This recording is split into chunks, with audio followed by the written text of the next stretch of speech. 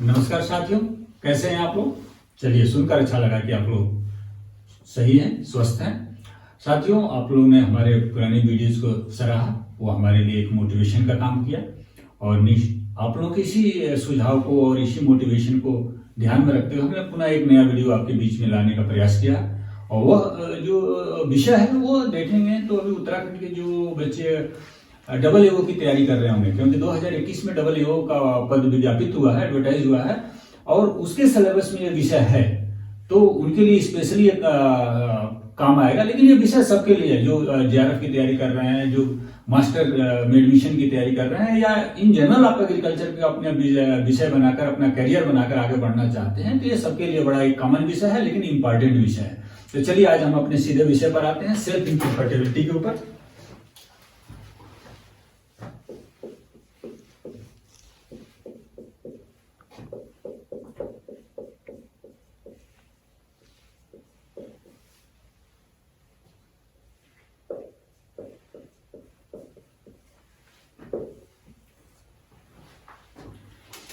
तो self incompatibility पहले क्या है दोस्तों। अब नाम से भी स्पष्ट है कि जब मेल गैमेट यानी pollen can't fertilise its own female gamete,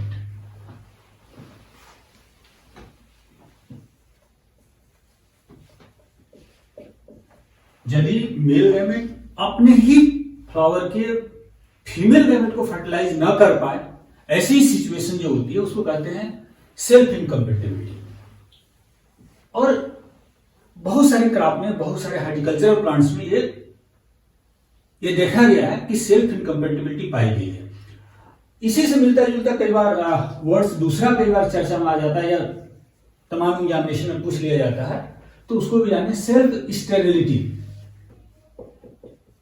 तो क्या सेल्फ इनकम्पैटिबिलिटी और सेल्फ स्टेरिलिटी में कोई अंतर है? बिल्कुल नहीं है। सेल्फ स्टेरिलिटी का मीनिंग भी वही है, कह सकते हैं एक सिनोनिमस वर्ड है कि यहां भी जो पॉलन ग्रेन है या मेल गैमेट हो can't fertilise its own female gamete. तो सेल्फ इनकम्पैटिबिलिटी और सेल्फ स्टेरिलिटी आप कह सकते हो कि एक ही वर्ड है। क्लियर? बिल्कुल। चलिए, अब आपने कहा कि मेल स्टेरिलिटी क्या अलग है।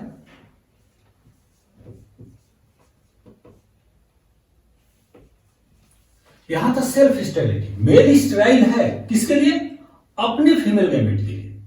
यहां क्या है? मेल स्टेराइल है फॉर ऑल, वो किसी भी फीमेल गैमेट को वो फर्टिलाइज नहीं कर पाएगा। ये कह सकते हैं यहां पर जो मेल है वो नॉन फंक्शनल है,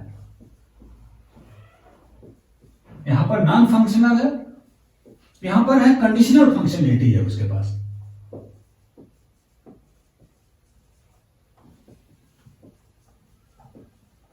वो कंडीशनल फंक्शन करता है, अपने को छोड़कर दूसरे फीमेल गैमेट को फर्टिलाइज करता है। यहां पर क्या है? मेल गैमेट किसी भी फीमेल गैमेट को फर्टिलाइज नहीं करता है। तो आपको तीन word, self incompatibility, self sterility and male sterility. कई बार आपको ऐसा लग रहा होगा कि ये तो यूजलेस हुआ पौधा, बिल्कुल यूजलेस नहीं है। कई बार इसका बहुत कमर्शियल यूज होता है। कभी हम आपसे चर्चा करेंगे हाइब्रिडेशन के ऊपर, जिसको आप कहते हो संकर प्रजातियां या हाइब्रिड प्रजातियां। इनके डेवलपमेंट में इस मेल स्टेरिलिटी लाइन का उपयोग बहुत कमर्शियल तौर पर होता है। तो इसको हम आगे पर चर्चा करेंगे कि इसका कमर्शियल यूज क्या है। अभी हम आपको सीधे सीधे कंसेप्ट पर बात करते हैं।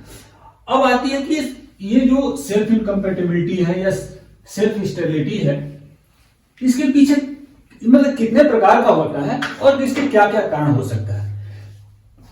इस विषय पर जाने से पहले एक शब्द और आपको क्लियर कर दूं। सेल्फ इनकम्पैटिबिलिटी की जस्ट अपोजिट एक वर्ड है ऑटोगैमी। अब ऑटोगैमी और सेल्फ इनकम्पैटिबिलिटी में क्या रिलेशन है? यहां हम कह रहे हैं कि अपना मेल गैमेट अपने फीमेल गैमेट को फर्टिलाइज नहीं कर रहा है। यहां कह रहे हैं ऑटोगैमी, मतलब जो एक फ्लावर का मेल गैमेट है वो अपने फीमेल गैमेट को फर्टिलाइज कर दे, ऐसी कैपेसिटी आती है। ऐसे प्लांट्स को, ऐसे फ्लावर को क्या कहते हैं? ऑटोगैमी। तो कह सकते हो ना कि autogamy is just opposite meaning to self incompatibility. लेकिन ऑटोगैमी के एक और अपोजिट मीनिंग का है, दैट इज द डाइकोगैमी। आप सोचोगे ये वर्ड्स हम आपको क्यों ला रहे हैं सेक्शन? ये सारे, अगर आप एग्रीकल्चरिस्ट हो तो ये सारे वर्ड्स को आपको, अगर फर्दर आप कल्टीवेशन में जाओगे, फर्दर आप एडवांस एग्रीकल्चर पढ़ोगे, हार्टिकल्चर पढ़ोगे, एग्रोनॉमी पढ़ो, कोई भी सब्जेक्ट पढ़ोगे, तो इन सारे टेक्निकल वर्ड से और इन टेक्निकल वर्ड की क्लियरिटी आपको होनी चाहिए। क्लियर? ओके, डाइकोगैमी भी बताते हैं। अब डाइकोगैमी क्या है?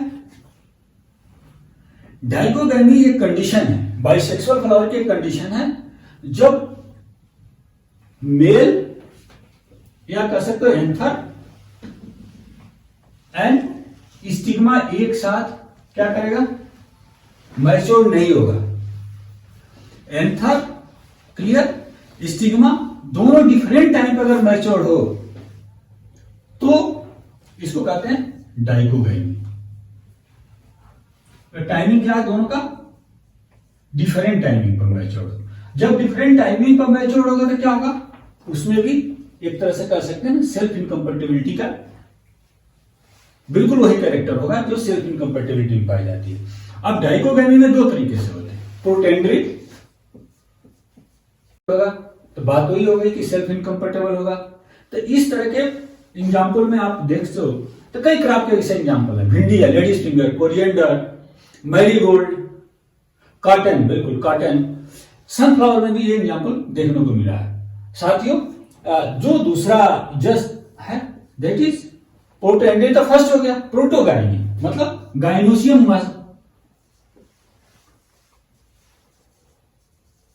इसमें क्या होता है? गाइनोसियम फर्स्ट मैच्योर्ड होती है और एंथर बाद में मैच्योर्ड होता है। इसमें भी वही सेम इफेक्ट हुआ, जब गाइनोसियम यानी फीमेल पार्ट जो है, या कह लो फीमेल पार्ट गाइनोसियम, शायद दिखाई नहीं देगा,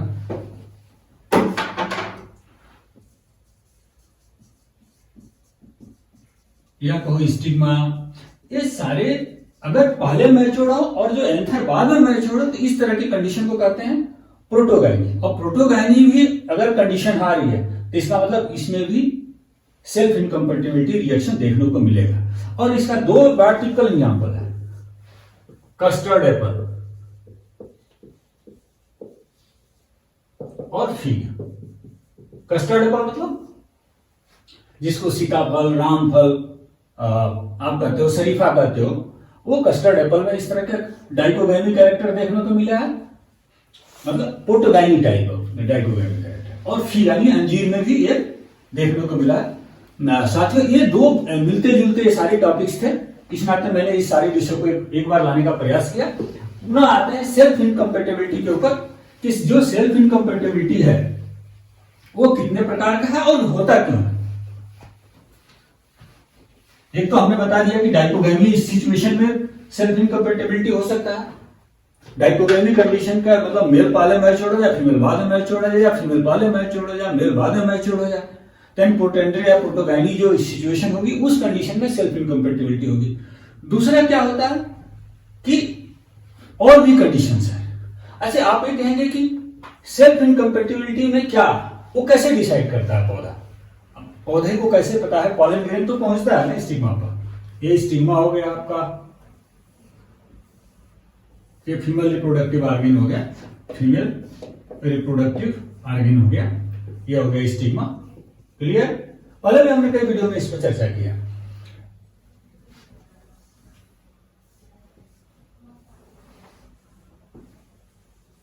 ये हो गया आपका male reproductive organ, male reproductive organ यानी स्टेमेन, ठीक हो गया। फीमेल रिप्रोडक्टिव यानी कार्पेल, ओके। ये हो गया एंथर। एंथर से क्या होता है? एंथर से पॉलन निकलता है और पॉलन अपने वेक्टर के ऊपर यानी अपने कैरियर के ऊपर सवार, यानी पॉलिनेटर के ऊपर सवार होकर कहाँ जाता है? यहां आता है स्टिग्मा के ऊपर, और यहीं पर पॉलन का इनकम्पेटिबिलिटी रिएक्शन होता है, जिसको कहते हैं एक केमिकल रिएक्शन बिटवीन, आप ये कह सकते हो ना, केमिकल रिएक्शन बिटवीन किसके? Stigma and pollen. ये जो केमिकल रिएक्शन है इसको कई बार कहते हैं stigma pollen interaction, stigma pollen interaction. यही स्टिग्मा पॉलन इंटरेक्शन या केमिकल रिएक्शन डिसाइड करता है कि वो जो स्टिग्मा आया,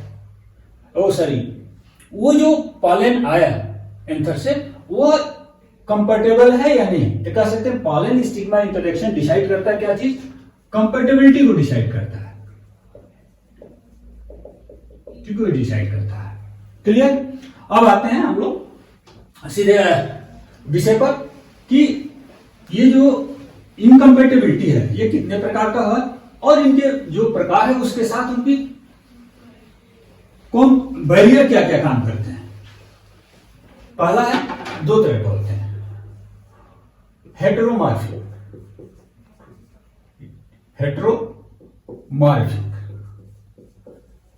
दूसरा है होमोमॉर्फिक,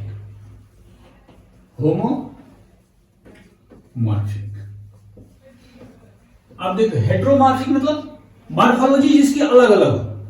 किसकी अलग अलग हो? रिप्रोडक्टिव ऑर्गन के। अब हेटेरोमॉर्फिक रिएक्शन अगर देखना हो, एक एग्जांपल, टिपिकल एग्जांपल है इसका, प्राइमुला का फ्लावर, प्राइमुला फ्लावर।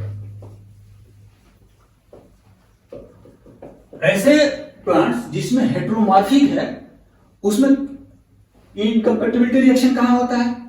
उनके मॉर्फोलॉजी में, फ्लावर के मॉर्फोलॉजी में जो है, उनके फ्लावर के मॉर्फोलॉजी में ही बैरियर काम करता है। अब अगर मॉर्फोलॉजी की देखें, सपोज करिए ये हो गया आपका वही फीमेल रिप्रोडक्टिव ऑर्गन, जो अपने ये, और अगर ये फीमेल रिप्रोडक्टिव ऑर्गन हो गया और मेल रिप्रोडक्टिव ऑर्गन अगर यहां हो, मतलब दोनों की मॉर्फोलॉजी में कोई संबंध नहीं है, या तो फीमेल इतनी रिप्रोडक्टिव में इतने बौने नेचर की, इतने ड्वार्फ नेचर की, और मेल रिप्रोडक्टिव ऑर्गन बिल्कुल टॉल नेचर का है, तो क्या होगा? इसमें पॉलिनेजेंस होगा तो संभावना है कि इसको फर्टिलाइज ही नहीं कर पाएगा, या इसका अपोजिट हो कि फीमेल रिप्रोडक्टिव ऑर्गन ऐसे हो और मेल रिप्रोडक्टिव ऑर्गन ऐसे हो, पहुंचा ही नहीं उस हाइट तक, तो क्या होगा? वो पॉलन इस स्टिग्मा तक पहुंच ही नहीं पाएगा, ये यहां तक कैसे पहुंचेगा? तो इस तरह की जो बैरियर है, फिजिकल बैरियर है, उसको कहते हैं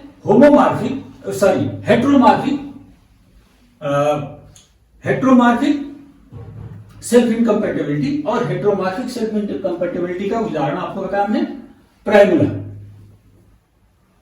ये दोनों सिचुएशन आपको बताया। अब आया होमोमॉर्फिक, दूसरा क्या है? होमोमॉर्फिक। इसमें क्या हुआ? मॉर्फोलॉजी में कोई प्रॉब्लम नहीं है, दोनों की हाइट भगवान ने, नेचर ने बिल्कुल सिमिलर बनाया। प्रॉब्लम कहां आ गई? उनकी फिजियोलॉजिकल रिएक्शन में और उनके जेनेटिक मेकअप में। ठीक हो गया? अगर जेनेटिक मेकअप को देखें तो यहां पर इनकम्पेटिबिलिटी रिएक्शन कहां था?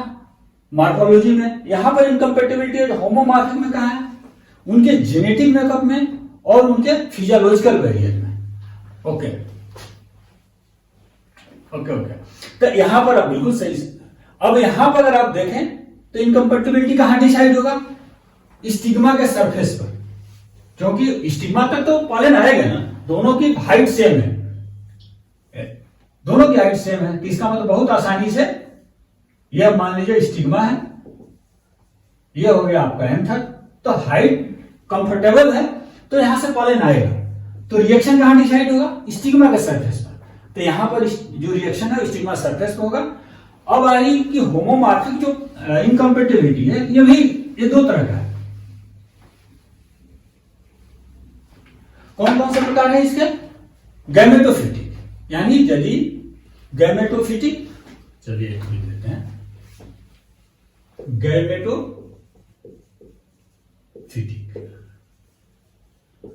गैमेटोफिटिक मतलब जो मेल गैमेट के जेनेटिक मेकअप के कारण अगर इनकम्पेटिबिलिटी हो तो उसको कहते हैं gametophytic self incompatibility. Clear? Okay. अब ये गैमेटोफिटिक पाया किस में जाता है? एग्जाम्पल इसके एक दो आप जान लें। बाजरा, बिल्कुल। और कोई? टोबैको, बिल्कुल सही। कोई और सजेशन? क्लोवर। ओके। ये दो तीन आपका टिपिकल एग्जांपल हमने बताया गैमेटोफिटिक सेल्फ इनकम्पेटिबिलिटी, यानी जो मेल गैमेट है उसके जेनेटिक मेकअप में इनकम्पेटिबिलिटी रिएक्शन है। दूसरा क्या हुआ? नोट कर पा रहे हैं आप? चलिए, स्पोरोफिटिक।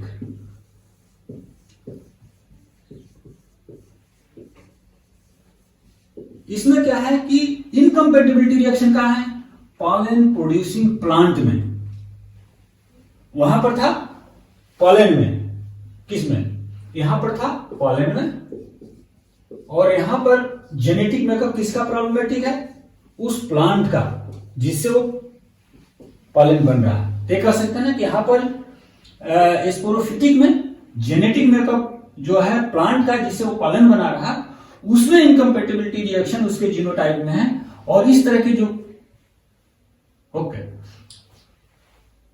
बिल्कुल एग्जांपल बताएंगे, इसके एग्जांपल बताएंगे। इसके जो जेनेटिक मेकअप उस प्लांट के में ही इनकम्पेटिबिलिटी है, इसके कारण सेल्फ इनकम्पेटिबिलिटी रिएक्शन पाए गए हैं।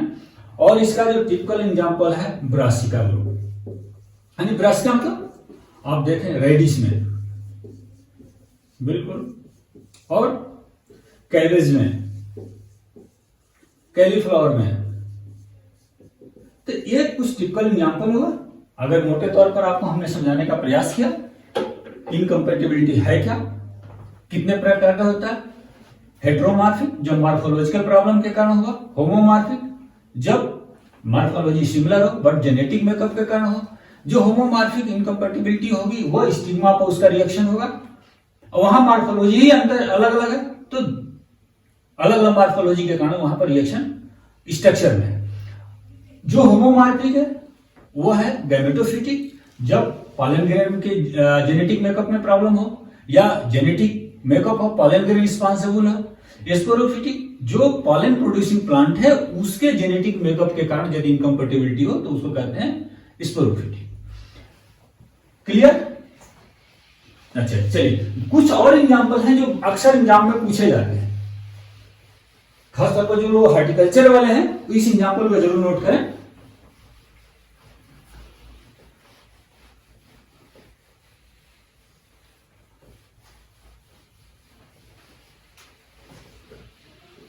हाँ, क्या पूछा आपने? प्राइमुला। प्राइमुला मैंने पहले ही बताया, प्राइमुला में क्या है? हेट्रोमॉर्फिक है, मतलब मॉर्फोलॉजी में ही प्रॉब्लम है। या तो मेल स्ट्रक्चर बहुत बौना होगा और फीमेल स्ट्रक्चर बहुत लंबा होगा, या फीमेल स्ट्रक्चर बौना होगा, मेल स्ट्रक्चर बहुत लंबा होगा। इसको कहते हैं हेट्रोमॉर्फ। हेट्रो मतलब भिन्न भिन्न मॉर्फोलॉजी में हो, भिन्नता उनके मॉर्फोलॉजी में। चलिए, अदर एग्जांपल ऑफ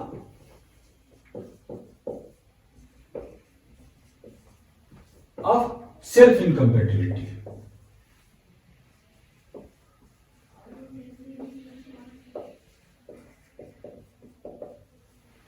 कुछ और एग्जांपल पर बात करते हैं। पहला है पाइनएप्पल। अच्छा, दूसरा है डिलीशियस ग्रुप ऑफ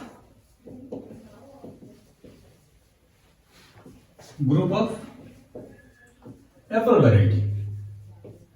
आप अगर कल्टीवेशन, एप्पल कल्टीवेशन के बारे में पढ़ा हो या आप एप्पल ग्रोइंग एरिया के रहने वाले हैं तो देखा होंगे, जब भी किसान डिलीशियस वैरायटी लगाता है तो कहा जाता है कि प्रॉपर पॉलिनाइजर लगाइए आप उसमें ऐसी वैरायटी लगाइए जो इसका पॉलन कंफर्टेबल हो और पॉलिनेशन में हेल्प करे।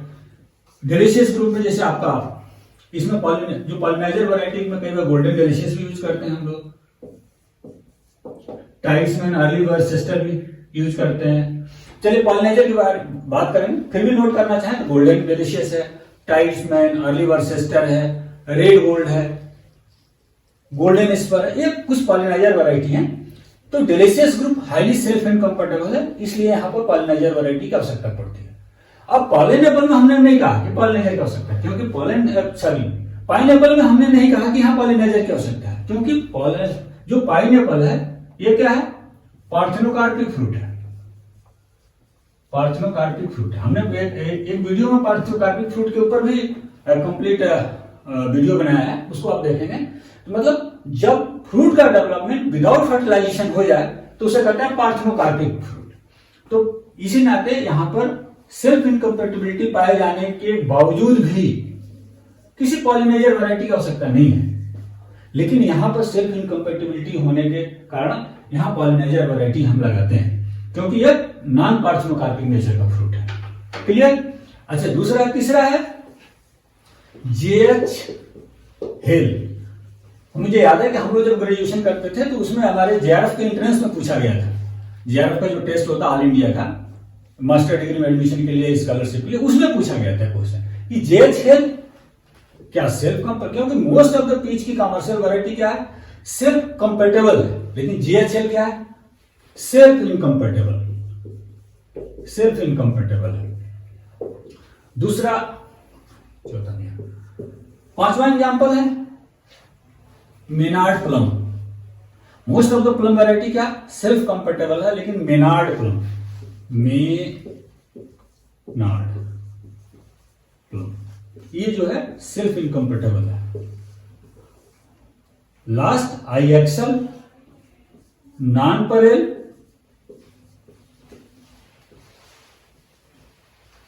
Paper cell,